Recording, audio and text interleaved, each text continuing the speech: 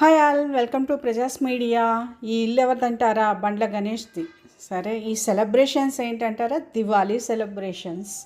బండ్ల గణేష్ ఈసారి ఇండస్ట్రీకి చెందిన సినీ ప్రముఖులందరినీ పిలిచి చాలా గ్రాండ్గా దివాళీ సెలబ్రేషన్స్ని ఎంజాయ్ చేశారు. అయితే ఈ సెలబ్రేషన్స్కి ఇండస్ట్రీ నుంచి ఒక్కరంటే ఒక్కరు కాదు, మెగాస్టార్ చిరంజీవి మొదలు ఇప్పుడు ప్రస్తుతం తాజాగా ఇండస్ట్రీలోకి వచ్చిన మౌలి, తనుజ్, ప్రశాంత్ వరకు ప్రతి ఒక్కరూ హాజరయ్యారు.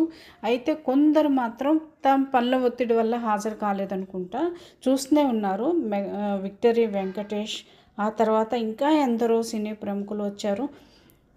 శివాజీ, ఎప్పుడు మనకి చాలా కాలం అవుతుంది మనకి కనిపించి, హీరో తరుణ్, ఆయన కూడా ఇప్పుడు ఈ ఈవెంట్లో మెరిశారు.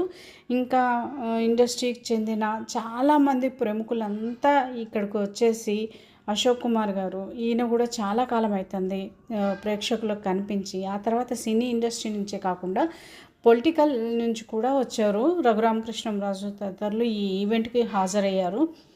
ఇంకా చివరిగా అంటే మెగాస్టారే లాస్ట్ టైము కొంచెం చిన్నగా వచ్చినట్టున్నారు.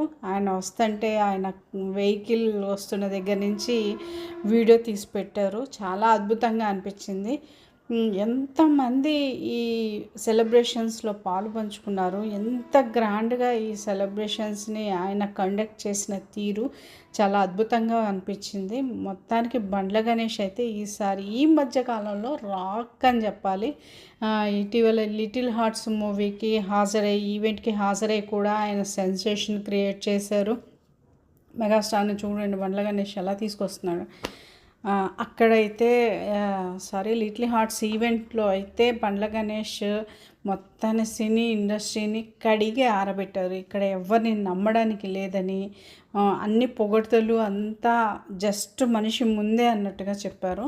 మరి ఇప్పుడు బండ్ల గణేష్ చేస్తున్నది ఏంటో నాకే తెలియడం లేదు. ఆయన కూడా నాతో సహా నేను కూడా అంతే అని చెప్పారు.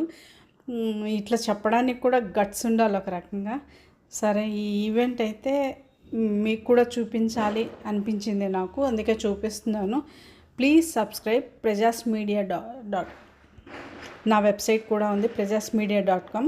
ఆ వెబ్సైట్ని చూడండి, ఈ ప్రజాస్ మీడియా యూట్యూబ్ ఛానల్ని చూడండి. Please subscribe my channel.